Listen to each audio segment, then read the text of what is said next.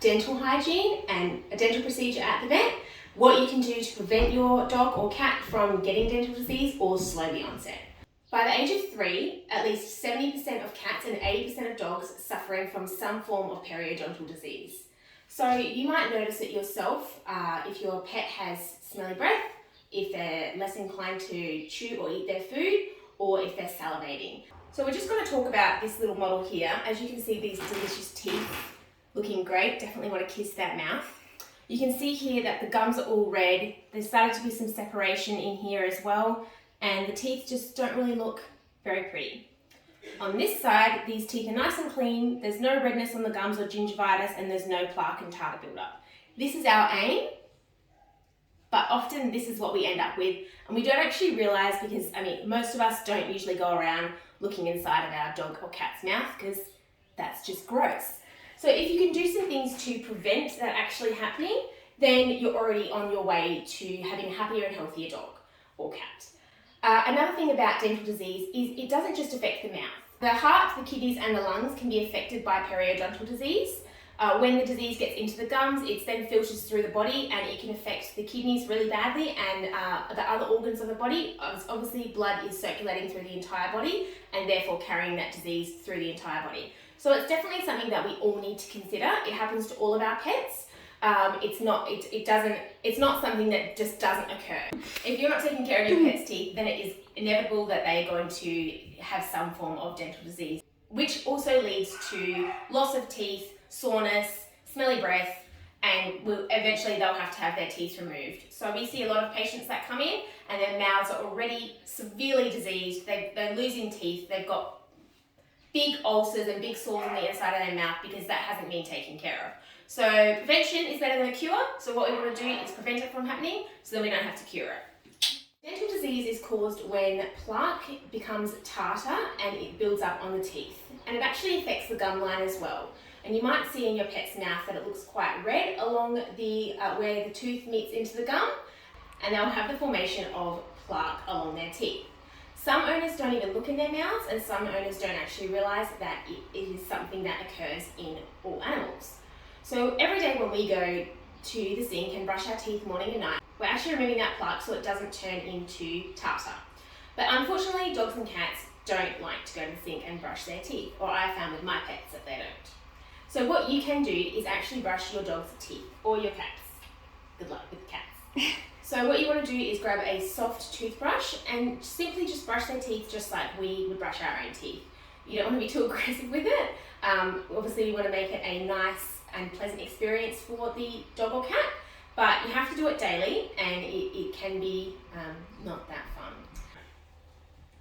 So we just tried to film a little example of brushing Clifford's teeth, but he is the prime example that if you don't start when they're younger, it's very difficult to teach them how to, can you not? That's really good. It is quite difficult for them to adjust to suddenly having their teeth brushed. So if your dog is a bit older and you haven't got it from a young age or it's a puppy at the moment, brushing their teeth is going to be a little bit hard. I'll just show you again with Clifford.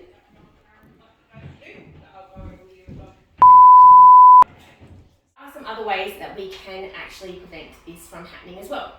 So when you're selecting your pet's diet, you want to try and avoid things like tinned food or canned food because it is quite soft and mushy, and therefore you're not creating that abrasiveness against the teeth and cleaning the teeth.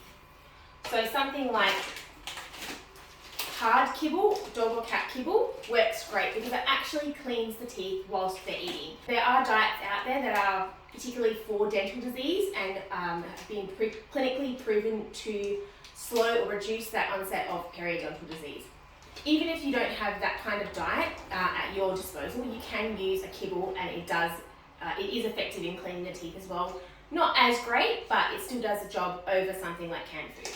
Alternatively, you can get something like a Greenie or an Orovet chew, and these are actually clinically proven to reduce the plaque buildup and therefore the tartar buildup.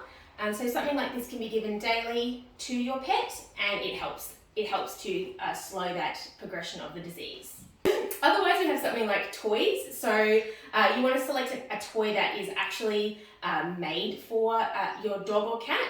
Otherwise, if they're chewing on, say, a tennis ball, it actually can burr down their teeth And that's kind of the reverse of what we want to do. We want to keep their teeth clean, but we still want them to have teeth at the end of the day. So something like a dental chew toy, a hard chew toy like this ball here, when the dog chews on it, it's going to clean its teeth. There are mouthwashes or gels that are available to put in your pet's water, but for the fussy pets out there, it might not be something that you would tend to choose, because otherwise they're not going to drink the water at all, or they're going to drink less, and we don't want to do that to our kidneys. So if that is something, if your dog or cat isn't fussy about drinking water with an additive in it, then definitely go down that route. Otherwise, any of the other forms of, any of the other ways that we've talked about to reduce that would be great. If your dog or cat is suffering from dental disease and it's not something that you can manage at home easily, we are more than happy to see your pet for a dental procedure. They're always anaesthetised and we clean them thoroughly. Our vets make sure they check the entire mouth while your dog or cat is asleep. And after their procedure, then you can definitely take the steps to prevent it from happening in the future. Routine dental procedures are performed almost daily here at Noah's Crossing, and we have all the facilities to ensure that your dog is well taken care of while staying with us for a dental procedure. This little doggy here needed a few teeth taken out, but first we had to anaesthetise her and use a special instrument to crack the tartar off of her teeth. As you can see here, there's quite a big build-up of tartar and it needs to be removed before we can clean her teeth properly. If you're squeamish, we recommend skipping ahead to the end of the video because it's not very nice.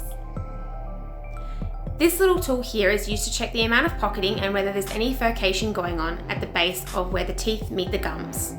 That way we can tell whether we need to remove the teeth.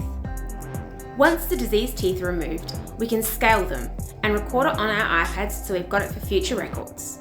Then we use a canine and feline friendly Prophy paste to clean the teeth even more thoroughly and rinse them off with an animal friendly mouth rinse. This little doggy went home with nice, clean, shiny teeth and a much better, healthier feeling mouth. Thanks so much for watching this video, guys, and we'll see you in the next one. Bye!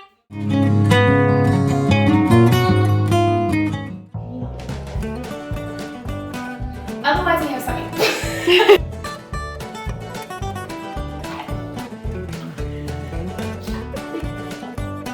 If you're not taking care of your pet's teeth, then the disease will take care of them for you.